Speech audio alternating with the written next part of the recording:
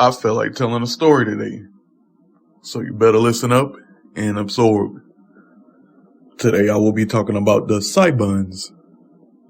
7 psychic characters that, were put together by the universe.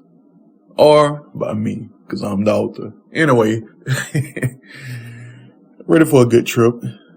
Good, because it's going down now. Egypt Zero was cursed a very long time ago, and the curse survived for 1,000 years. This curse was against psychics, the kind of psychics that abuse their powers to force the Utopia Protocol. Those psychics have been targeted since the new era of humanity. That was worlds wide, but they could barely get any of them. This happened to be one of the missions out of the thousands that was successful. This curse involved making psychic genetics null regardless of how powerful the genes of the parents were. Families that were known for their psychic powers would end up killing their genes to the point they would be a super being wielder of any other element. This ruined a lot of bloodlines that were in Egypt Zero and surrounding areas. This affected the way that crime could be stopped effectively for a long period of time. Egypt Zero was losing a lot of everything for 1,000 years, until some people tried to break the curse in unorthodox ways. They took 7 bombs that were designed to hold an energy ray from their location to and through the ozone layer to be connected to outer space. Warlocks and witches used a spell of cleansing on repeat as the color green rose up the energy rays. They didn't stop until what they wanted to happen in any way, shape, or form happened. It was a rainbow ray that encompassed the innards of the 7 bomb rays. As quickly as the bomb shot rays to the ozone layer was how quick they disappeared when the rainbow ray touched down into an earthquake that lasted for a few seconds, then disappeared. That was the day Psysoul, Psyency, Psywreck, Psyshooketh, Psyclone, Psykey, and Psylong were born. The rainbow ray forced all women who were safely close to labor to be in labor. More than 7 women were pregnant, but there were 7 women close to each bone. Unnecessarily, all of them were pushed out around the same time. All of them had the psychic emblem emerge from their baby vessels once the umbilical cord was cut. All of the doctors and nurses were surprised. All of them. Then the crying babies linked, and all of their cries were heard by everyone in the operating rooms. All of the people started looking around for the sudden crying that was ringing in their membranes. One of the nurses was from another region of Earth Zero. She knew of psychic linking because she felt it before. All she could scream was, "Call an aerologist, stat! I'm calling a psychic to get here now." Everybody became nervous. Everyone ran, especially the parents. Them fathers turned into track stars. Of course, right? They weren't psychic wielders, but the nullification of some of their powers was alarming and would have some of the kids growing up under unfavorable conditions. They had each other and other psychics coming from surrounding provinces to help with the raising of psychics. The raising children by the means of a village really hit this generation. The Psybonds were formed shortly after their birth and watched over closely by a new group of psychics called Psycey Psylong. Oh boy, I forgot I wrote that. But yes, the kids had a pee-pee joke to go along with them when they came of age enough to form jokes around their conscience. Psycey Psylong made it so that their childhood and teenhood wouldn't be painful. I think you know how people form stories around first generation psychics. There will be none of that this time. They were taken care of in a way that all of them were developed into level 5 super beings to be. Disregarding the relationships with their parents, the superpowered connection was forever lost when the unorthodox ways severed the curse over Egypt Zero. The energy of psychics that was severed 1,000 years ago was brought back during the break. All of that energy went to the 7 babies born closest to each bomb ray. They had no choice but to be powerful, yet, when they reached adulthood, they would separate, for good. Even though they were taken care of, the people of Egypt Zero were looking forward to them becoming the leaders of their new world. Not all of them wanted it. Even after successfully being kid heroes and doing more damage control than necessary when the anti-worlds came around again, the anti-worlds will be anyone against the Utopia Protocol, not just villains. A cult that can't really be tied down to anyone, It's just a way of life that is mostly labeled as inferiority, as if they want to reclaim the Stockholm Syndrome. All 7 of them would still practice heroism, but they didn't want to be confined to just one land when there are more than 25 worlds to see.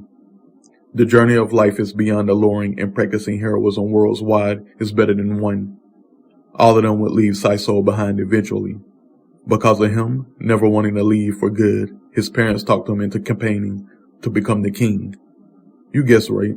He said no in the beginning, but with his overpoweredness, he can make sure the anti-worlds don't successfully get away with anything in his lifetime.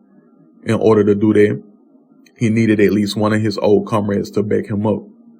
None of them could be talked into it, and Psyency was his last bet. He had to trick her to get her to be the Underqueen for at least a full term. To be honest about it, Psyency honestly needed a break. A woman wouldn't stop busting up crime syndicates for no one. Doing her due diligence to make sure no villains get too full of themselves and develop another career criminal. She would never be in one place for more than a day. Her spaceship was always on a move, and that was for 10 years straight. When Psyency stayed for the betterment of tomorrow, it brought a peace over Egypt Zero they haven't seen in a long time. Any one of them agreeing to the underposition would have caused that sweeping emotion across the nation. All 7 of them retained their level 5 status, and some of them eventually moved into the Omega status. All of it can be linked to the many inadequacies they discovered growing up. What they found shiny and new, they kept it that, plus some more. The following passages will detail who they became when they finally parted ways. Psylong. They call him Psylong because he can have people in the air for a long time. Remember Rain's roundhouse kick on Mortal Kombat Annihilation? I do. That's what Psylong expertise in. Crowd control so long he'll have at least 100 people floating against their will, whether it's to carry them to safety or sending them on a few-hour flight.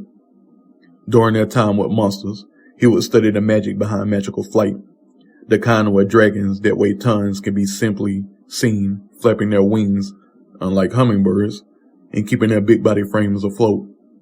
He trained and trained until he could hold vehicles afloat and float the entire time while he slumbers, even in deep sleep. And if you guessed that he can move spaceships with his mind, you guessed right. He's a Galactic Class 1-man army hero. Psykey. She has a special eye for strategy. It's key to survival if you really think about it. Not only just that, keys open doors, and some strategies revolve around thievery. The 5-finger discount eventually evolved into the 10-finger discount. Hands so mighty she can steal life with uppercuts, so think more than thrice when you come across this beauty.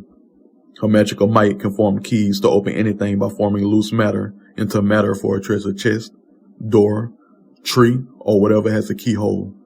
Then again, I've been lying this whole time. If you want anyone's mind read, even another psychic's, find a way to get in touch with Psykey. Her rates are cheap, but her powers aren't. To keep peace alive, healthy, well-fed, and all over the place, she makes her job a joy. She's a Galactic Class 1-woman army shiro. Psyclone. His mind is like wind. No, really. He can summon wind with his mind as well as form funnels with his mind. To the point, he can have 7 mind funnels decimating a region at will. He has to be the only one out there fighting for justice at that time. Nothing is safe when he wants to protect the innocent, which is why he took it upon himself to be a monster hunter. Whenever big game decides to emerge from their dwellings, he will too, and if he's the first one there, like clockwork, every time he begins to apprehend or destroy, a giant purple funnel will form. If you aren't already holding a kite, you should pretend. If you aren't innocent in appearance, or first mind infiltration, that's your ass. He's a Galactic Class Annihilation hero, monster slayer, capturer, and tamer. Psyshooketh. She grew up being a dancing queen, can dance her way across the battlefield over capoeira, killing, and Shiquan martial arts. They deemed her the toughest one to physically overpower. Knows no limits when it comes to physically protecting her neck. During her off time, she spent it learning as much about actual dance as possible. that kept furthering her dangerosity on the battlefields until she fell in love with dance so hard she had to take her talents across the space highways. Performance runs in her bloodline like no one else's. Even though it hurt to leave her family behind, her self-proclaimed purpose revolves around entertainment. That she has done on a magic moving picture square, the silver screen, the stage, the booths, the tours, the cameras, the light, and the action. She's a silver screen A-lister and recording artist. Psywreck. What a mighty man he has become. Galactic-class Gundam pilot was on his to-do list since he could walk. Both of his parents are Gundam pilots, but they have superpowers that are better with Gundams. Didn't stop his love for it or gaining a spot on a watch list.